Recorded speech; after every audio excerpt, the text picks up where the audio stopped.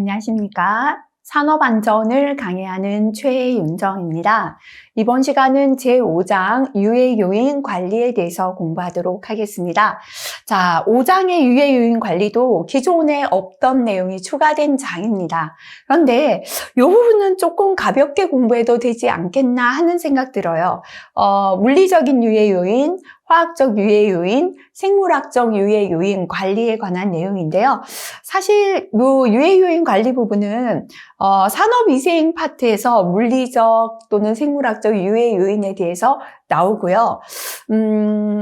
산업의 안전에서도 조금 다루는 분야이기는 했는데 그다지 비중이 높던 분야가 아니었습니다. 그리고 화학적이나 생물학적인 유해 요인까지 크게 내용이 나올 만한 내용이 많지는 않아 보여서 조금 가볍게 훑고 지나가는 장으로 그렇게 기억하시면 되겠습니다. 첫 번째 물리적 유해 요인 파악에서 물리적 인자의 분류 기준 한번 보도록 하겠습니다. 세 가지 중에서는 이제 물리적인 유해 요인 쪽이 기존에 출제되던 내용이 있어서 이쪽에 조금 초점을 맞춰서 공부하면 될 것 같습니다. 소음의 정의부터 보겠습니다. 산업안전보건법상에 있는 정의라서 기억하시는 게 좋습니다. 소음은 소음성 난청을 유발할 수 있는 그죠? 85dB 이상의 시끄러운 소리를 소음이다라고 합니다. 그래서 소음 작업은 85dB 이상의 소음이 발생되는 작업을 산업안전보건법에서 소음 작업이다 이렇게 정의합니다. 그래서 85dB 이상의 시끄러운 소리가 소음이다. 요거는 기억하겠습니다. 진동은 차감기나 손망치 등의 공구를 사용함으로써 발생되는 백납병. 백납병은 손가락 끝이 이렇게 하얗게 되는 병이고요. 레이노 현상, 말초순환 장애 등의 국소 진동 및 차량을 이용함으로써 차량은 전신이 진동을 받잖아요. 발생되는 관절통, 디스크, 소화장애 등의 전신 진동, 이렇게 국소 진동과 전신 진동으로 구분할 수 있습니다. 방사선은 직접 간접으로 공기나 세포를 전리하는 능력을 가진 전리 방사선이라고 합니다. 알파, 베타, 감마, X선이 있고요. X선, 중성자선 등의 전자선을 뜻합니다. 이상기압은 게이지 압력이 제곱센티미터당 1kg, 1kg per 제곱센티미터죠. 예, 요거를 초과하거나 또는 미만인 기압이 이상기압입니다. 그래서 게이지 압력이, 압력계의 게이지 압력이 제곱센티미터당 1kg을 초과하면 고기압, 미만이면 저기압, 이렇게 이상기압이 된다는 거. 이상기온은 고열, 한냉, 다습으로 인하여 열사병이나 동상이나 피부 질환 등을 일으킬 수 있는 기온을 뜻합니다. 자, 그 다음에 소음의 정의. 원하지 않는 소리가 소음입니다. 심리적으로 불쾌감을 주고 신체에 장애를 일으키는 소리가 소음이고요. 소음 작업의 정의입니다. 산업안전보건법의 정의입니다. 하루 8시간 동안에 몇 데시벨, 85데시벨 이상의 소음이 발생하는 작업을 소음 작업이다라고 합니다.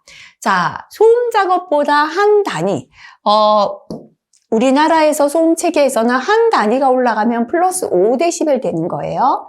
자, 올라간 것을 강렬한 소음 작업이다라고 합니다. 소음 작업이 8시간에 85였죠. 강렬한 소음은 한 단위가 올라가면 5dB 올라가니까요. 8시간 동안에 85에 5를 더하니까 90dB 이상 소음이 발생하는 작업. 그 다음에 시간은 2분의 1로 감소됩니다.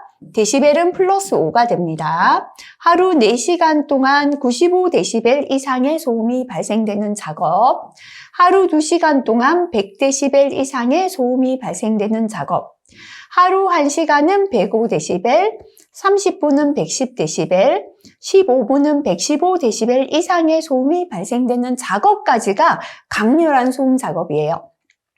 15분의 절반이고 120이 넘어가면 이제 충격 소음이 됩니다. 그래서 이렇게 115dB 이상 소음이 발생되는 작업까지가 강렬한 소음 작업이다. 요거 기억하시고요. 그 다음 충격 소음으로 넘어가겠습니다. 충격 소음의 정의입니다. 최대 음압 수준의 120dB 이상인 소음이 1초 이상의 간격으로 발생하는 것을 충격 소음이라고 합니다. 충격 소음은 탕 이렇게 연결되지 않는 소음이거든요. 120dB 이상의 소음이 1초 이상 간격으로 탕 이렇게 들리는 거, 그죠? 발생하는 소음을 충격 소음이라 한다. 자, 이렇게 소음의 정의 세 가지, 그죠? 소음 작업, 강렬한 소음 작업, 충격 소음에 대한 정의까지는 실기에도 출제가 되기 때문에 암기 꼭 하시기 바라겠습니다. 자, 그 다음 소음의 생체 작용 넘어가겠습니다. 소음이 인체에 미치는 영향, 생리적인 영향입니다. 일단 소음에 의하여 혈압 증가합니다. 맥박수도 증가하게 되고요. 위 분비액이 감소되니까 소화불량도 올 수 있겠다, 그죠? 집중력이 감소되고 청력 손실이 와서 소음성 난청을 일으킬 수 있겠습니다. 자, 그 다음에 청력 손실인데요. 일시성인 청력 손실이 있고 영구적인 청력 손실이 있습니다. 우리가 영구적인 청력 손실을 소음성 난청이다라고 합니다. 자, 일시성 청력 손실은 강렬한 소음에 노출되어 생기는 일시적인 청력 저하 현상을 말하고요. 4000에서 6000Hz에서 가장 많이 생깁니다. 일시적인 청신경세포의 피로 현상으로 생기는 것이고 회복하려면 12시간에서 24시간을 요하는 가역적인 청력 저하예요. 그 말은 다시 돌아올 수 있고 회복이 되는 청력 저하다라는 것입니다. 하지만 소음성 난청의 경고 신호로 볼 수 있기 때문에 주의해야 되고요. 일시적인 현상이고 휴식하면 곧바로 회복되는 게 일시성 청력 손실이 되겠습니다. 자, 그 다음에 소음성 난청, 영구성 청력 손실인데요. 영구적으로 회복이 되지 않는 청력 손실을 말합니다. 심한 소음에 반복해서 노출되면 코르티 기관의 손상으로 요거 한 번씩 필기 나옵니다. 코르티 기관이 손상돼서 일시적인 청력 변화가 영구적인 청력 변화로 변화하게 됩니다. 소음성 난청은 4000에서 6000Hz 사이에서 가장 많이 발생되고요. 주로 4000Hz 영역에서 시작해서 전 영역으로 파급됩니다. 소음성 난청은 대부분 양측성이에요. 양쪽에 다 오고 감각신경성 난청에 속합니다. 일주일 전 소음성 난청이 왔는데요. 일주일 정도가 지나도 회복이 되지 않는다면 청력치의 감소 부분은 영구적 난청에 해당한다라고 볼 수 있습니다. 자, 그 다음 넘어가서 C5 딥 현상이 나온다, 그죠? 소음성 난청의 초기 단계인데요. 보통 4000Hz 부근에서 음에 대한 청력 저하가 심하게 생기는 현상을 C5 딥 현상이라고 합니다. 그래서 소음성 난청의 초기 단계로서 청력 저하가 심하게 생기는 부분이 어딘가 하면 4000Hz 부분이 되겠죠. 필기에 한 번씩 출제됩니다. 자, 소음성 난청, 청력 손실에 영향을 미치는 요소를 보겠습니다. 첫 번째, 개인의 감수성. 우리가 소리를 들었는데요. 어떤 사람은 소리가 시끄럽다 하고 어떤 사람은 소리가 작다 하죠. 그래서 사람마다 소리에 대한 감수성이 다르다. 그죠? 그래서 개인의 감수성에 따라 소음 반응이 다양합니다. 음의 강도입니다. 음압 수준이 어떠할수록 높을수록 유해합니다. 폭로 시간 또는 노출 시간인데요. 계속적인 노출이 간헐적 노출보다 더 유해하겠죠. 자, 그 다음에 음의 물리적 특성입니다. 고주파 음이 저주파 음보다 더 유해합니다. 충격은 연속음의 유해성이 더 커요. 그래서 충격적인 큰 소리, 연속되는 소리가 유해성이 크고 심한 소음에 반복하여 노출되면 일시적인 청력 변화는 영구적인 청력 변화로 변화하게 됩니다. 자, 그래서 소음성 난청에 영향을 미치는 요소는 개인적인 감수성이 있고 음압 수준이 높을수록 유해하고 계속적 노출이 유해하고 고주파음이 더 유해하고 충격음, 연속음이 더 유해하다 기억하시면 되겠습니다. 네, 그 다음 진동 넘어가겠습니다. 진동의 정의입니다. 진동은 어떤 물체가 외력에 의하여 평형 상태에 있는 위치에서 좌우 또는 상하로 흔들리는 현상을 우리가 진동이다라고 합니다. 공명이라는 건 외부 진동에 따라서 생체가 진동하는 현상, 그죠? 지진이 일어나서 우리 몸이 함께 진동한다면 이게 공명이 되겠습니다. 자, 진동 작업의 정의입니다. 진동 작업이란 다음 항목의 어느 하나에 해당하는 기계기구를 사용하는 작업을 말한다. 그죠?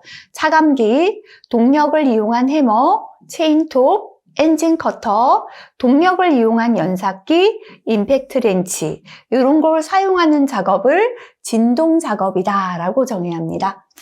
자, 이런 부분까지 지금 나올지 안 나올지 모르겠는데요. 산업위생에서 한 번씩 시험에 나오는 내용입니다. 인체에 영향을 주는 진동의 범위입니다. 전신진동, 그죠? 우리가 버스를 탔거나 차량 같은 게 전신진동이죠. 2에서 100Hz고요. 공의 진동의 범위는 1에서 90Hz 정도 됩니다. 국소 진동은 우리가 차감기나 이런 걸 손에 잡고 일할 때 국소 진동이죠. 8에서 1500Hz 범위에서 인체에 영향을 줍니다. 그 다음에 수직 진동, 수평 진동 4000에서 8000, 1000에서 2500이고요. 사람이 느끼는 최소 진동치는 55 플러스 마이너스 5dB 이 정도의 진동치를 사람이 느낄 수 있습니다.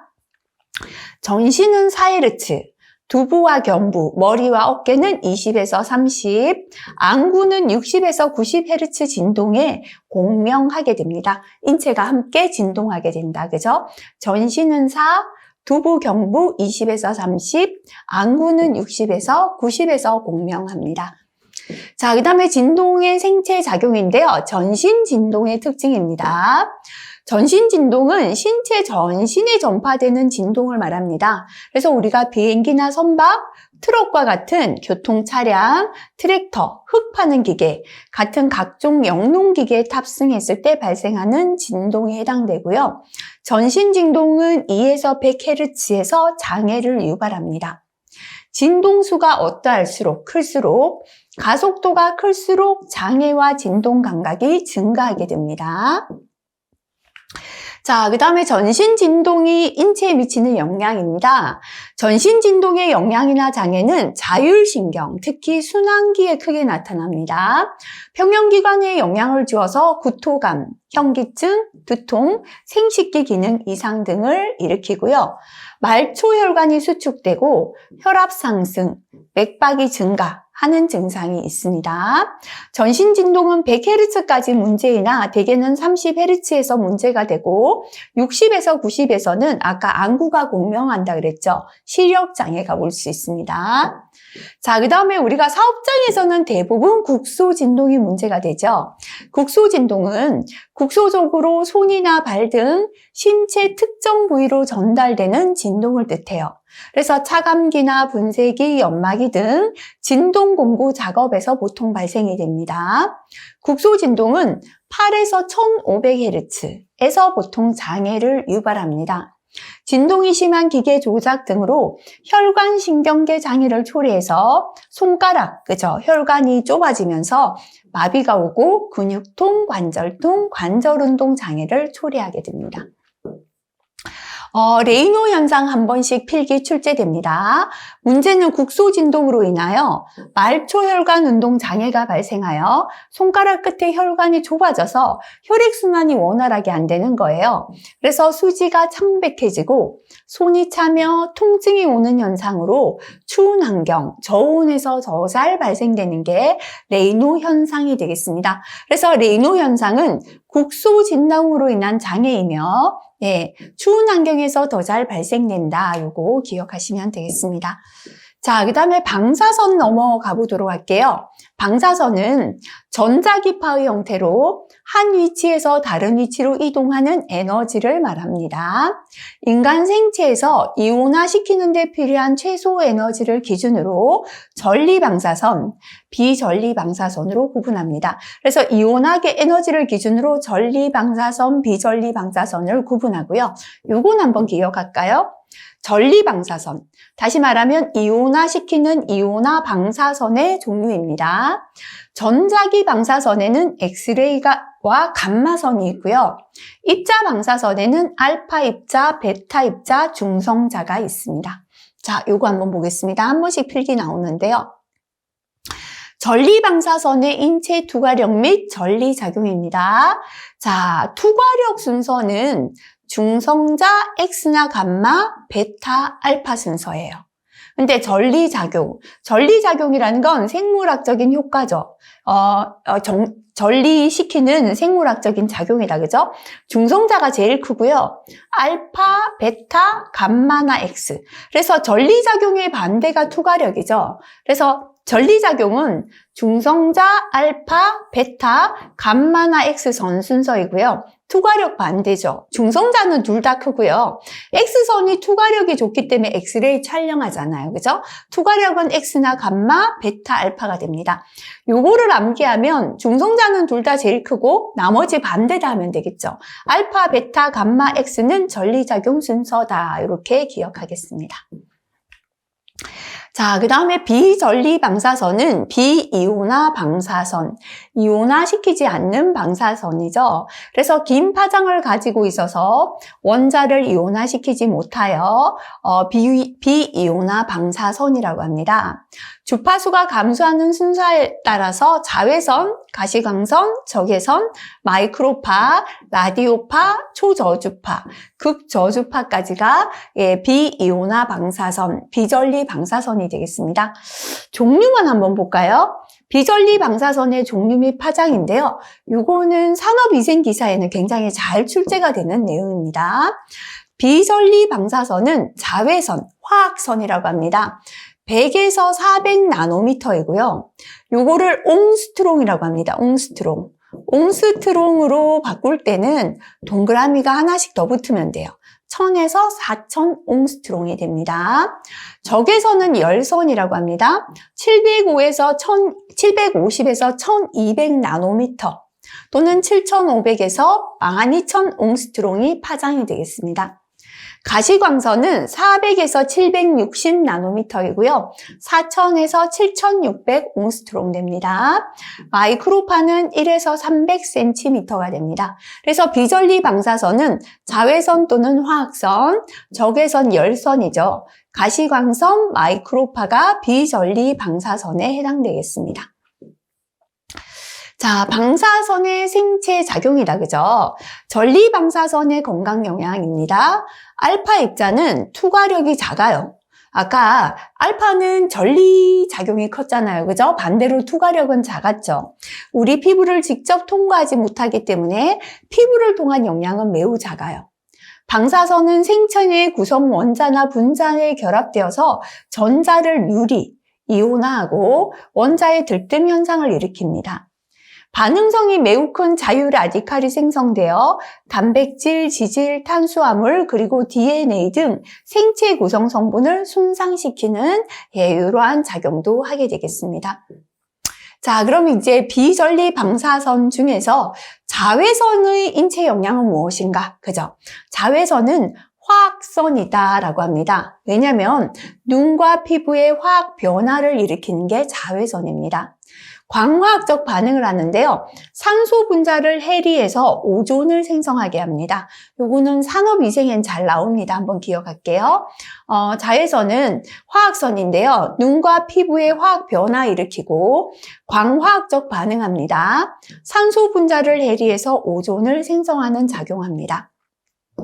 그 다음 피부작용인데요. 피부에 암을 일으키죠. 자외선 받으면 피부암 생긴다 하잖아요. 그죠?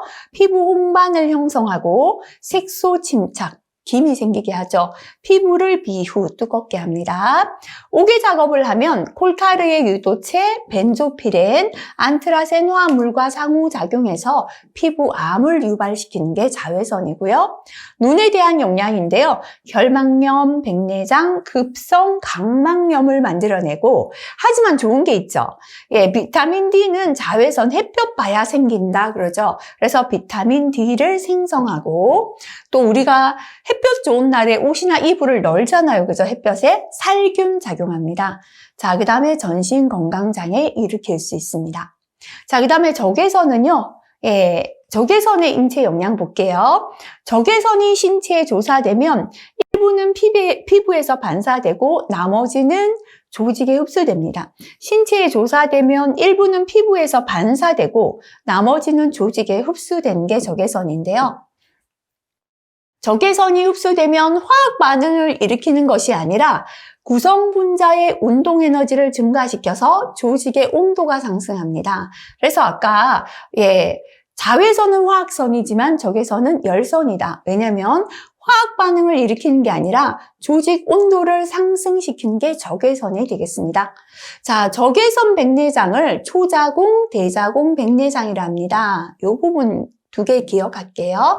자, 왜냐면 초자공이나 용광로 근로자들과 대장공에게서 적외선 백내장이 잘 생겨요. 백내장이 수정체 뒷부분에서 발생하는데요. 그래서 이렇게 초자공이나 대장공한테 잘 생긴다 그래서 적외선 백내장을 초자공 백내장, 대장공 백내장이다 라고 합니다. 장시간에 조사하게 되면 두통, 자극작용이 있고 강력한 적외선은 뇌막 자극 증상을 일으켜요. 그래서 의식상실, 열사병을 유발할 수 있습니다. 자, 이렇게 자외선, 적외선의 특징은 산업위생기사 잘 출제되니까요. 아까 그런 출처던 특징 정도는 한번 기억해 보겠습니다. 가시광선은 물체를 볼 수 있게 해준 게 가시광선이죠. 인체 영향입니다. 조명 부족, 가시광선이 부족하면 조명 부족하여서 장시간 작업하면 근시, 안정피로, 안구진탕증 일으킵니다. 그래서 조명이 부족할 때 안구진탕증 생깁니다. 녹내장, 백내장, 망막변성 이런 건 기질적인 안 질환이기 때문에 조명 부족과는 무관합니다. 조명 과잉, 가시광선이 너무 많으면 조명이 과잉이죠. 장시간에 걸쳐서 강렬한 광선에 노출되면 시력장애, 시야협착, 암수능 저하 등의 증상을 일으키는데요. 가시광선은 시험에 잘 출제되지는 않습니다. 자, 그 다음에 이상기압 넘어가겠습니다. 이상기압이란 고기압, 저기압을 뜻하는데요. 아까 압력이 1 kg per 제곱센티미터 이상이거나 이상인 기압이 고기압이 된다. 그죠? 그래서 고압 작업이란 이상기압에서 자만공법, 물속에 들어가는 게 고압이죠. 그죠? 그 외의 악기공법으로 하는 작업을 말합니다. 잠수 작업이란 물속에서 하는 다음 강목의 작업입니다. 표면 공급식 잠수, 스쿠버 잠수 작업이 있다. 이 정도 알면 되겠고요. 네. 기압 조절실이란 고압 작업에 종사하는 근로자가 작업실에 출입할 때 가압이나 감압을 받는 장소를 기압 조절실이다라고 하고, 여기서 압력이라는 건 게이지 압력, 그죠? 압력계의 게이지가 나타내는 압력을 뜻한다라는 겁니다. 자, 수면 하에서의 기압인데요. 수면 하에서의 압력은 수심이 10m 깊어질 때마다 압력은 1기압씩 더해집니다. 자, 수심 10m에서 압력을 볼게요. 10m에서 1기압이 더해진다 했으니까 수심 10m에서 게이지압은 1기압. 압력계의 게이지압은 1기압인데요. 절대압은 게이지압 더하기 대기압 있죠. 공기압력, 대기압. 대기압이 얼마냐면 1기압이에요. 그죠? 1기압. 그래서 절대압은 2기압이 됩니다. 그럼 수심 45m를 내려갔다면 게이지압은 4.5기압이 되겠죠. 절대압은 5.5기압이 되겠죠. 그래서 이것도 한 번씩 필기 나오니까 기억하도록 하겠습니다. 자, 그 다음에 고압 환경에서 생기는 생체 영향을 볼게요. 1차적인 가압 현상이 있습니다. 생체와 환경 사이의 압력 차이로 인한 기계적인 작용을 말합니다. 울혈, 부종, 출혈, 동통이 생기고 기압 증가에 따른 부비강, 치아의 압박 장애를 일으킵니다. 자, 1차적인 가압 현상보다는 2차적인 가압 현상이 산업위생 엄청 시험에 잘 나와요. 근데 이쪽 부분은 산업안전에 없다가 들어온 거라서 산업위생이 자주 출제되는 내용 일단 한번 기억하도록 해볼게요. 2차적인 가압 현상은 고압하의 압력의 차이가 아니라 대기가스의 독성 때문에 생기는 거예요. 아까 1차적인 가압 현상은 생체와 환경 사이 압력 차이 때문에 생기는 기계적인 거다라고 했고요. 2차적인 가압 현상은 대기가스의 독성 때문에 나타나는 현상입니다. 첫 번째 질소는 마취작용을 일으킵니다. 질소가스는 정상기압에서는 비활성이지만 4기압 이상에서는 마취작용을 나타내게 됩니다. 질소 마취 증세는 후유증이나 별도의 치료가 필요하지 않고요. 대기압 조건으로 복귀하면 얕은 수심으로 상승하면 사라지게 됩니다. 수심이 90에서 120m에서 질소 마취 작용으로 환청, 환시, 조울증, 기억력 감퇴 등이 나타나고 작업 능력 저하, 다행증이 생길 수 있어요. 예방으로는 고압 환경에서 작업하는 근로자에게 요거 시험에 잘 나옵니다. 질소를 헬륨으로 대치한 공기를 호흡시키면 예방할 수 있어요. 그래서 질소가 마취작용하기 때문에 질소가 기포를 형성해서 산소의 흐름을 방해해요. 그런데 기포가 잘 생기지 않는 헬륨으로 대치해서 호흡시키면 예방할 수 있다. 그죠? 그래서 질소의 마취작용은 4기압에서 질소는 마취작용을 일으키는데 이거는 계속 있는 건 아니고 대기압으로 복귀하면 사라지고 질소를 헬륨으로 대치한 공기를 호흡시켜서 예방할 수 있다 정도 기억합니다. 자, 그 다음에 산소는 중독 증세를 일으킵니다. 산소 분압이 2기압을 넘으면 산소 중독 증세가 나타납니다. 산소 중독 증세는 가역적인 증세, 되돌아올 수 있다는 뜻이죠. 고압 산소에 대한 누출이 중지되면 증상은 즉시 멈추게 됩니다. 시력장애, 정신혼란, 근육경련, 수지와 족지의 자결통 등이 발생됩니다. 자, 그 다음에 이산화탄소의 작용인데요. 이산화탄소는 산소의 독성과 질소의 마취작용을 증가시키는 역할을 합니다. 그래서 고압 환경에서 이산화탄소 농도는 0.2%를 초과하지 않는 게 좋고 동통성 관절 장애도 이산화탄소 분압 증가로 많이 발생됩니다. 자, 이렇게 고압 환경에서의 생체 영향은 1차적인 가압 현상은 압력 차로 인한 거, 울혈, 부종, 출혈, 동통이 생기고요. 2차적인 가압 현상은 대기가스 독성 때문에 생기는데 질소는 마취작용을 하고 2기압이 이상의 산소는 중독 증세를 일으키고 이산화탄소는 산소 독성과 질소 마취작용을 증가시키는 역할을 한다. 이렇게 세 가지 기억하면 됩니다. 자, 그 다음에 감압병. 반대로, 그죠. 물속에 들어갈 때는 이제 고압 환경 때문에 이런 장애가 생기는데요. 반대로 물속에서 위로 올라올 때죠. 감압병, 자만병, 케이슨병이다라고 합니다. 급격하게 감압할 때, 물속에서 급격하게 위로 올라올 때 혈액 속의 질소가 혈액과 조직의 기포를 형성합니다. 이렇게 기포가 형성되다 보니까 혈액순환이 원활하게 안 되겠죠. 종격기종, 기흉 등의 혈액순환 장애와 조직 손상을 일으킨 게 감압병이 됩니다. 감압병의 치료는 제가압 산소요법이 최상이고요. 중초신경계 감압병은 고공 비행사에는 뇌, 잠수사는 척수에 더 잘 발생되겠습니다. 자, 그 다음에 이번에는 이제 저기압, 저압 환경은 하늘 위로 올라가는 게 저압이 된다, 그죠? 높이 올라가는 거죠. 저기압의 작업 환경에 대한 인체의 영향, 요건 한번 읽어보시면 되겠습니다.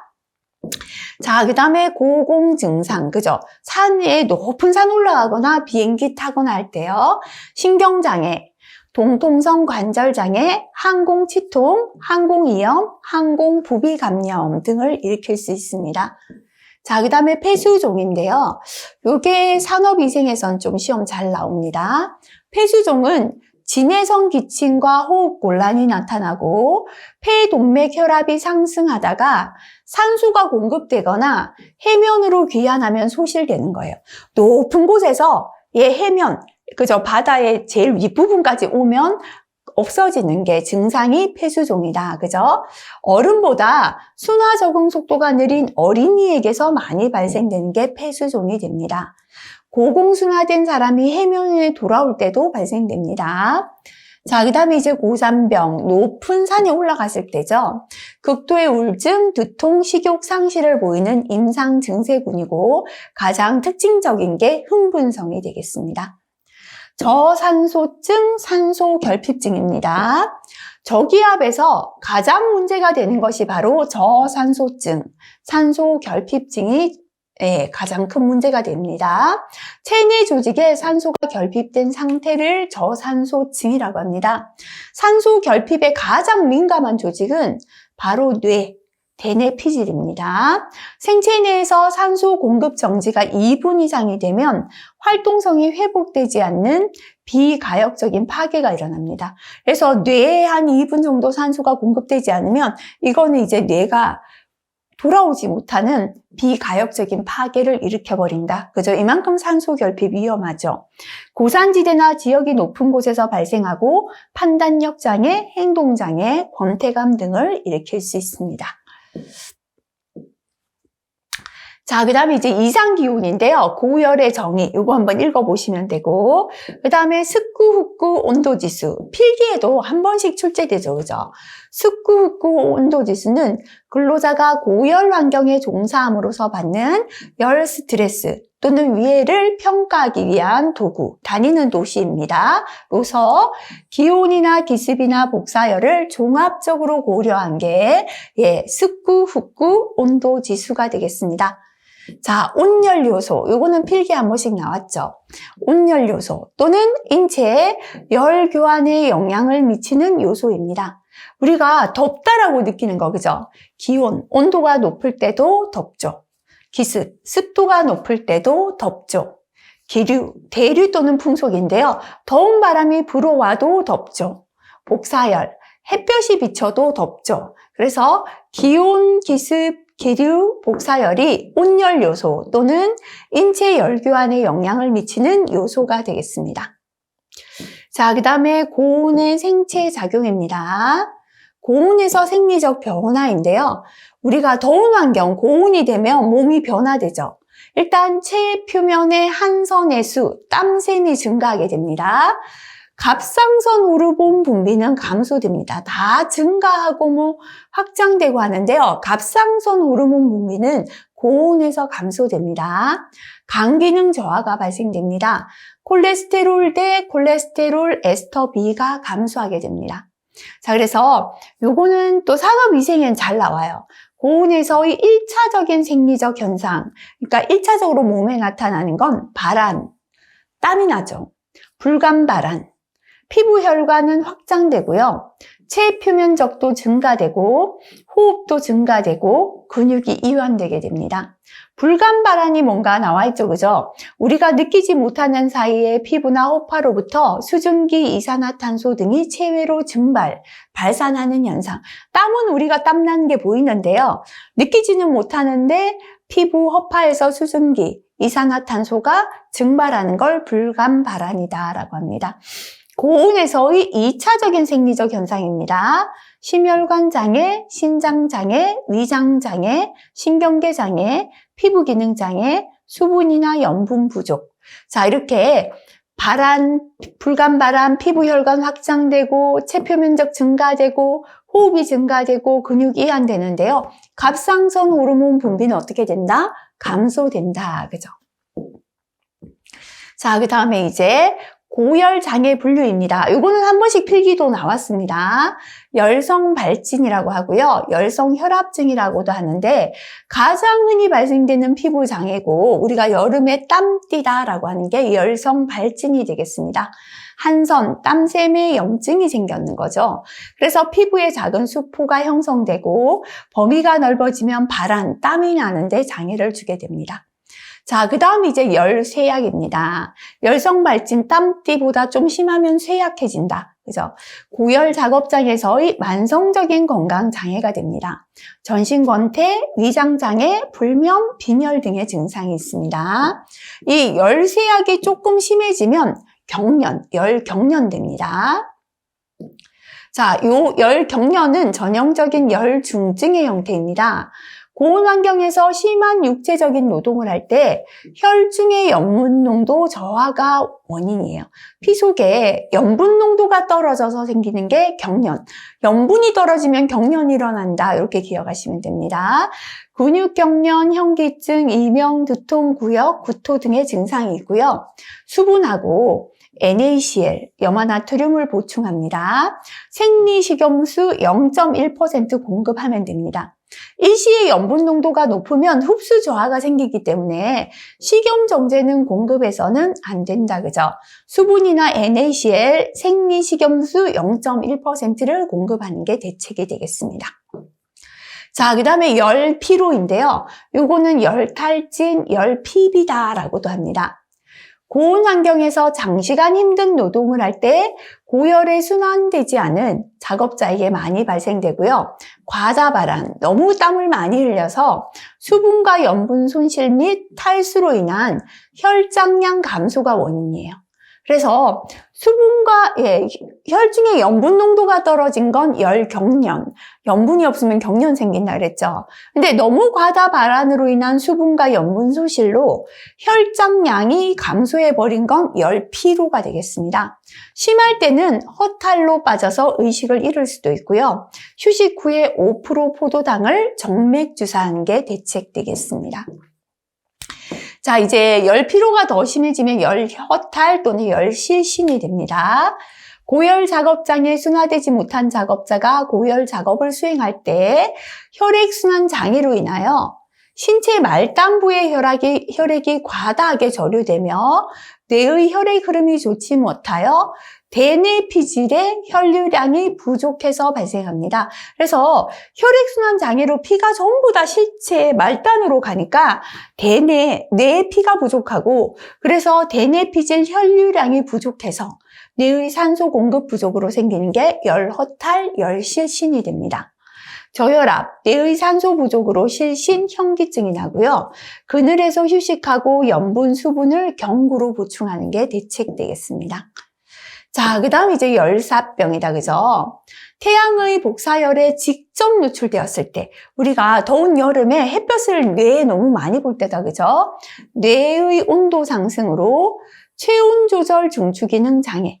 뇌의 햇볕을 직접 받아보니까 뇌가 온도 상승으로 장애가 생겨요. 체온 조절 중추 기능.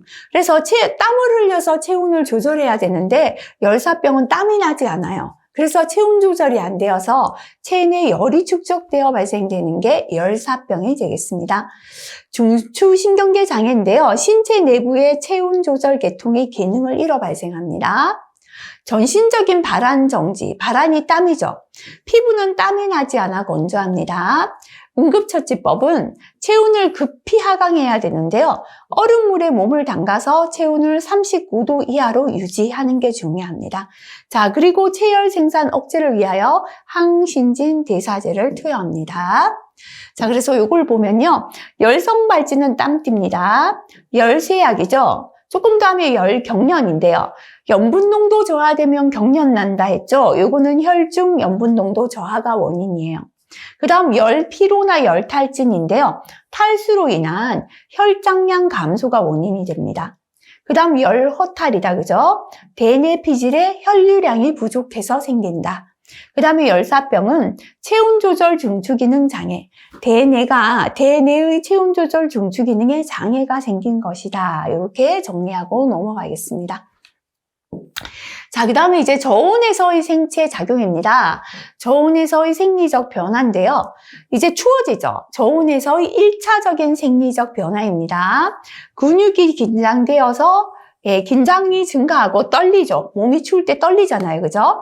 피부 혈관도 수축되고 말초 혈관 수축되고 하지만 화학적 대사작용 증가합니다. 갑상선 호르몬 분비는 저온에서 증가하고 고온에서 감소한다. 이것만 잘 기억하시면 되고요. 추우니까 체의 표면적도 감소됩니다. 자, 저온 환경의 2차적인 생리적인 반응입니다.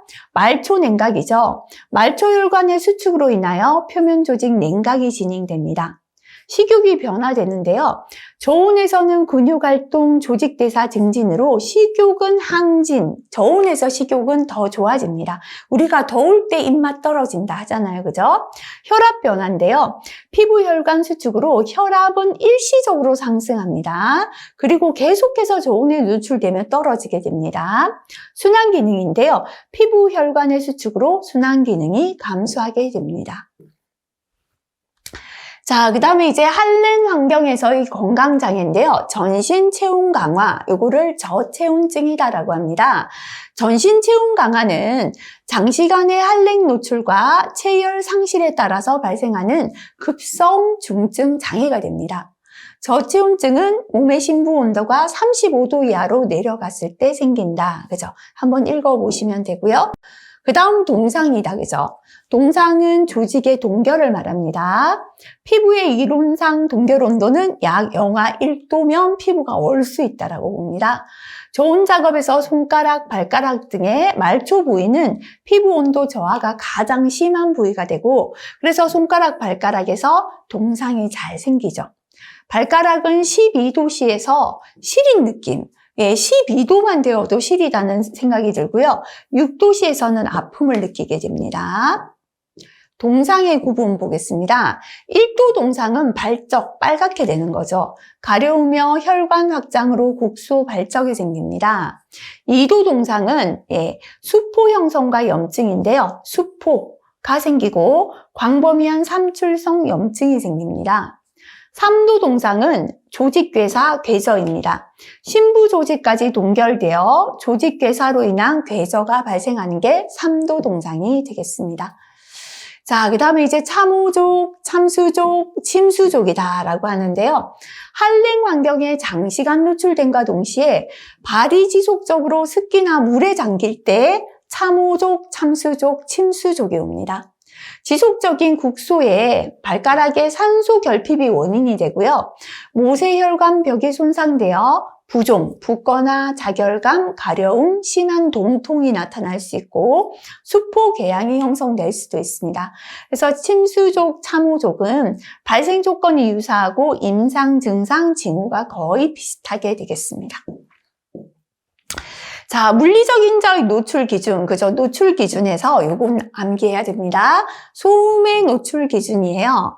자, 충격 소음을 제외한 소음의 노출 기준, 실기까지 필요합니다. 우리가 하루에 8시간에 아까 우리 충격 소음 말고 강렬한 소음은 하루 8시간 동안 90dB 이상의 소음이 발생하는 작업이었죠.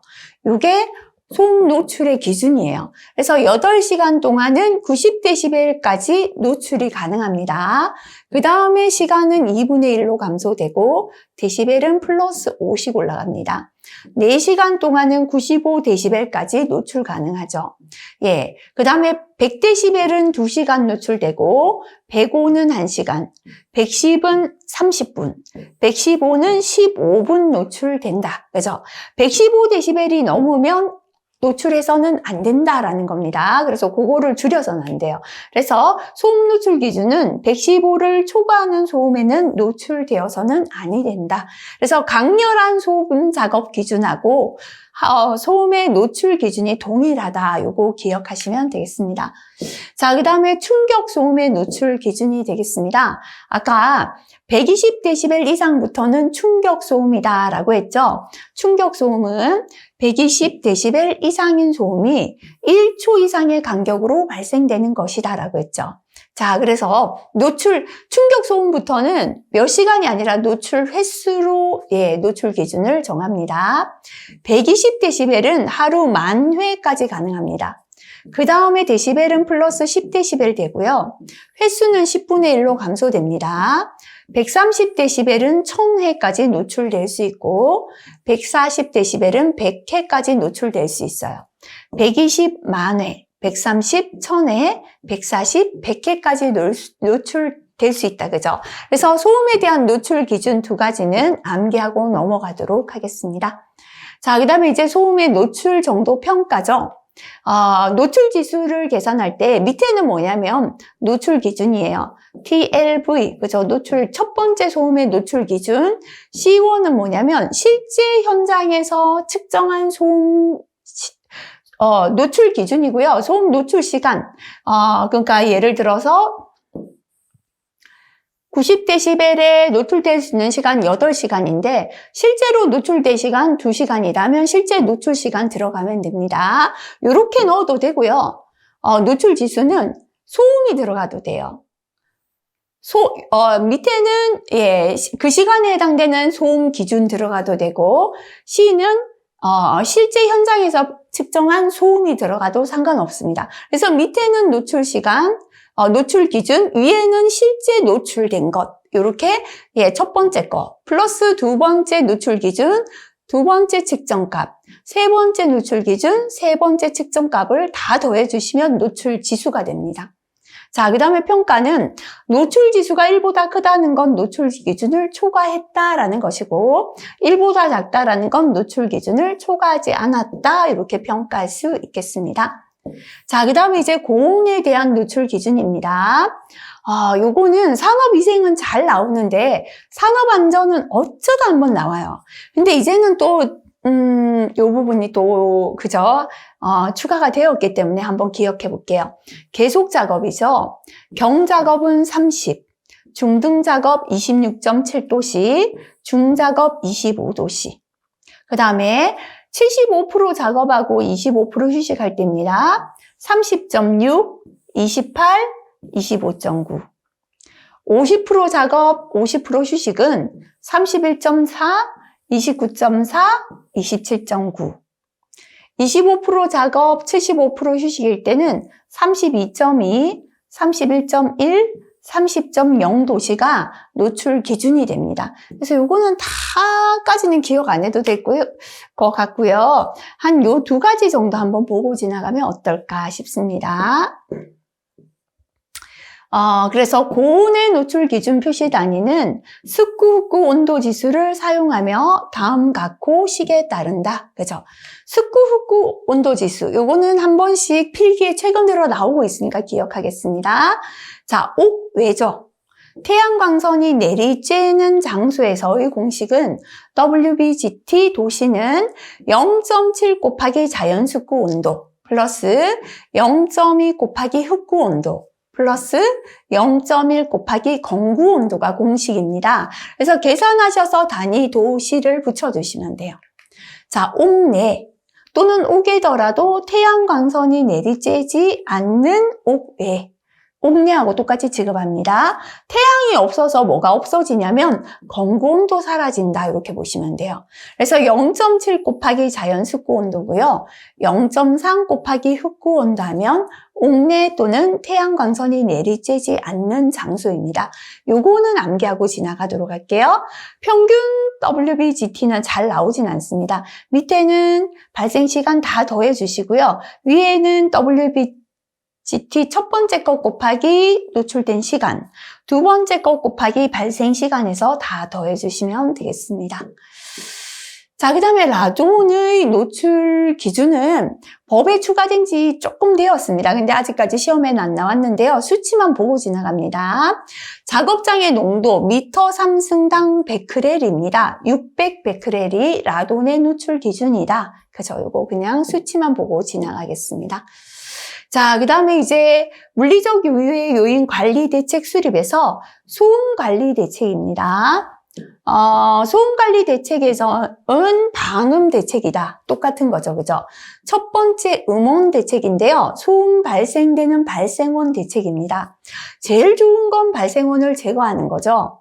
또는 소음기 설치, 소음 발생 기구에 방진 고무 설치하거나 방음 커버, 흡음 덕터 설치하는 거 되고요.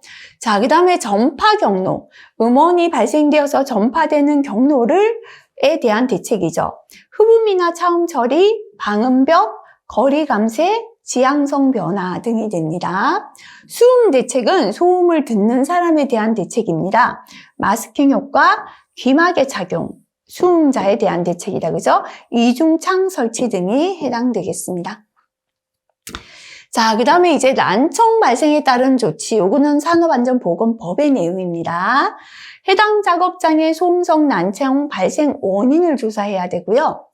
청력 손실을 감소, 청력 손실의 재발을 방지하기 위한 대책 수립합니다. 이에 따른 대책의 이행 여부 확인하고 작업 전환 등 의사 소견에 따른 조치를 한다. 그죠? 그래서 소음성 난청 원인 조사하고 청력 손실을 감소하기 위한 대책 세우고 대책의 이행 여부 확인하고 작업 전환 등 의사 소견에 따른 조치가 되겠습니다. 자, 그 다음에 청력 보존 프로그램이 있습니다. 사업주는 다음 각호 어느 하나에 해당할 때 청력 보존 프로그램을 수립하여 시행해야 한다. 그죠? 첫 번째, 소음에 대한 작업 환경 측정 결과 소음 수준이 유해인자 노출 기준에서 정하는 소음의 노출 기준을 초과하는 사업장. 소음에 대한 작업 환경 측정 결과 소음 노출 기준을 초과한다면 청력 보존 프로그램을 시행해야 합니다. 소음으로 인하여 근로자에게 건강장애가 발생한 사업장도 청력 보존 프로그램을 시행한다. 자, 그 다음에 이제 청력 보호구죠. 그죠? 요거는 실기까지 중요합니다. 기막에는 1종이 있고 2종이 있습니다. 1종은 EP-1이죠. 저음에서부터 고음까지 차음합니다. 2종은 EP-2죠. 그죠? 주로 고음을 차음하고요. 회화음 영역인 저음은 차음하지 않아요. 대화 소리는 들리게 하고 고음만 차음하는 게 2종이죠. 그 다음에 귀덮개는 EM으로 표기합니다. 이렇게 세 가지 있다. 그죠? 자, 그 다음에 진동에 대한 방지 대책입니다. 발생원 대책. 진동이 발생되는 원인에 대한 대책이죠. 기초 중량을 중량을 더 무겁게 하거나 경감, 가볍게 하고요. 진동원을 제거하고 방진제를 이용하여 탄성 지지하고 기진력을 감쇄, 동적 흡진. 그래서 진동을 감쇄시키고요. 불평형력의 평형을 유지합니다. 그 다음에 전파 경로 대책은 거리 감쇄를 크게 한다. 멀리 떨어져서 진동을 덜 느끼게 하고요. 수진점 부분에 방진구를 설치하여 전파 경로 차단하는 것도 좋고, 수진 측은 받는 측이죠. 수진 측에 탄성 지지하고 수진점에 기초 중량을 부과나 경감하고 근로자 작업시간 단축, 교대제 실시하고 근로자 보건교육 실시하는 게 수진 측 대책이 되겠습니다. 자, 요 나머지 내용은 스스로 한번 읽어보시면 되겠습니다. 자, 그 다음에 이제 방사선 피폭의 방호 대책인데요. 요것만 보고 지나갑니다. 방사선 피폭에 대한 방호 대책은 거리, 시간, 차폐가 3대 요소입니다. 그래서 방사선 차폐하고 노출 시간을 줄이고 가급적 거리를 멀게 하는 게 피폭에 대한 방호 대책이 되겠습니다. 자, 요 밑에 내용은요, 별로 중요한 게 없기 때문에 한번 읽어보시고 요거 한번 볼게요. 법규의 내용입니다. 고압 시간의 제한입니다. 고압 시간은 고압 실내 작업자에게 가압을 시작한 때부터 감압을 할 때까지 시간인데요. 법으로 하루에 6시간, 일주일에 34시간을 초과하지 아니하도록 되어 있다. 요거 기억하시면 됩니다. 역시나 잠수 시간도 마찬가지죠. 하루 6시간, 일주 34시간을 초과하지 않도록 되어 있습니다. 자, 그 다음 감압 속도는 매분 매 제곱센티미터당 0.8 킬로그램 이하로 감압, 너무 빠르게 감압해서는 안 된다라는 게 되겠죠. 그래서 고압 환경에서 작업 시간도 하루 6시간, 주 34시간 이하로 제한하고 있다. 이 정도 보시고요. 나머지 스스로 한번 읽어보셔도 되겠습니다. 크게 잘 나오는 내용들 아니니까요. 한번 읽어보고 지나가시면 되겠습니다. 여기 내용 마찬가지입니다. 법규 내용인데요. 천천히 한번 읽어보시면 되겠습니다.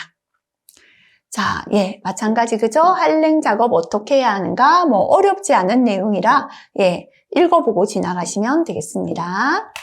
자, 그 다음에 이제 화학적 유해 요인 파악. 사실 여기서는요, 중요한 부분 또 우리 화학 파트에서 다시 공부할 것이에요. 그죠? 그래서 이런 것들 다 넘어가겠습니다.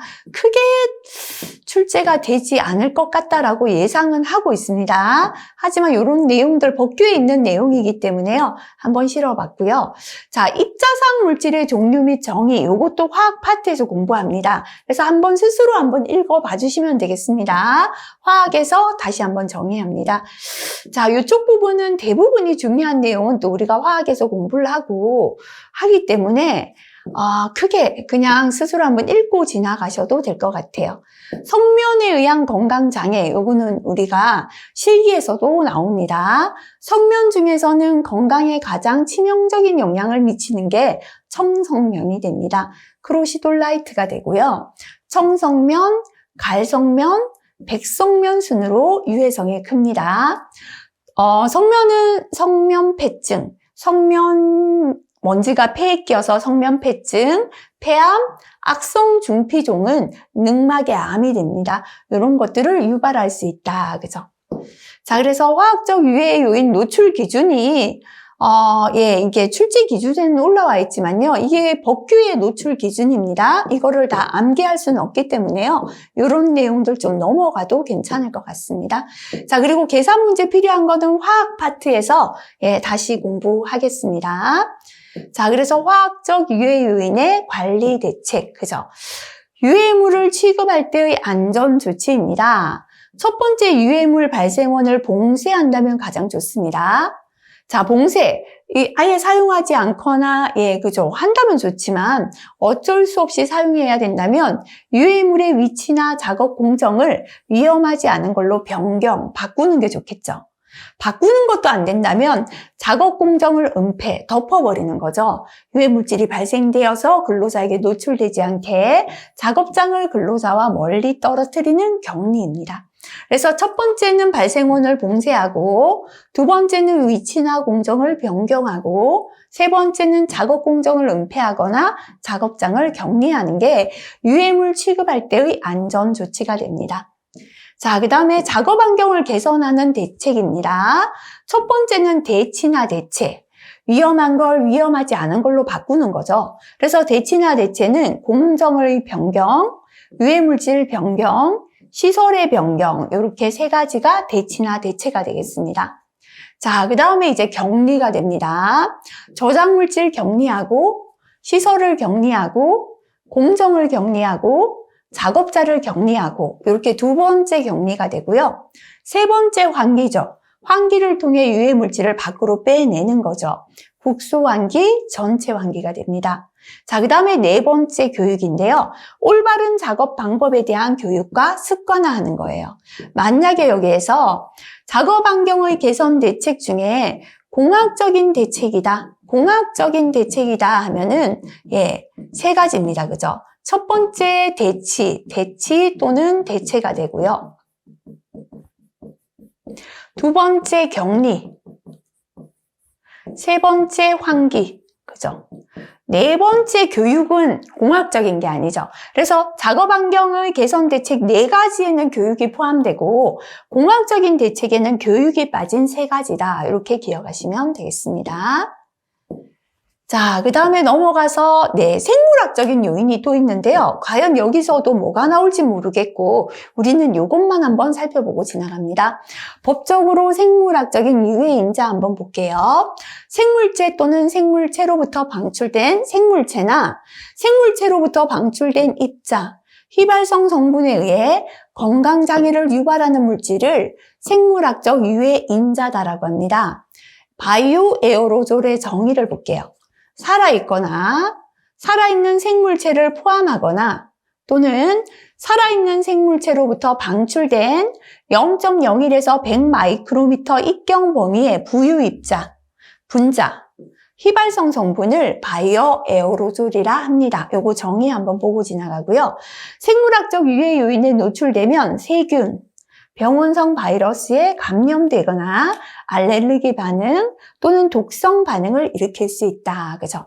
제 생각에는 생물학적 유해 요인 이 부분도 별로 잘 나오지 않을 것 같아요. 그래서 어떤 게 해당된다라는 거 스스로 한번 읽고 지나가시면 되겠습니다. 자, 생물학적 유해 요인에 대한 노출 기준이 출제 기준 들어가 있는데요. 사실 산업안전보건법에는 이 유해 요인에 대한 노출 기준 없거든요. 근데 산업위생에서는 이게 사무실 공기관리 지침의 내용입니다. 오염물질 관리 기준 이 부분이 시험에 잘 나와요. 근데 지금 출제 기준에 들어갔더라도 이렇게 세부적인 것까지 산업안전에는 출제가 되지 않을 것 같다는 생각 좀 들어요. 그래서 이것도 스스로에게 맡기겠습니다. 한번 보시고 넘어가는 수준이면 되지 않을까 싶어요. 그래서 시작할 때도 말씀드렸지만 이 파트는 깊이 있게까지는 하지 않아도 괜찮을 것 같아요. 기존에 나오던 파트 공부를 충실하게 하시고 조금 보신다면 맨 앞에 있었던 물리적인 유해 요인 정도 한번 봐주시면 괜찮지 않을까 싶습니다. 자, 전체적으로 한번 읽고 지나가 주시면 될 것 같고요. 이 부분 역시나 어디에서 다루는 분야가 없어요. 아까 말씀드렸지만 조금 산업위생 기사에 나오고 있는 부분은 제가 이런 부분이 출제되고 있습니다. 별표해드렸거든요. 그래서 그런 내용 정도로 보시고 나머지 화학적이나 생물학적, 화학적 부분은 또 화학 파트가 있기 때문에요. 생물학적 부분까지는 깊이 들어가서 산업위생에도 출제가 안 되고 있기 때문에 가볍게 지나가도 되지 않을까 예상됩니다. 역시나 예상 문제 없습니다. 왜냐하면 지금까지 없던 파트가 새로 추가된 내용이기 때문입니다. 자, 전체적으로 읽고 정리하시기 바라겠습니다. 수고하셨습니다.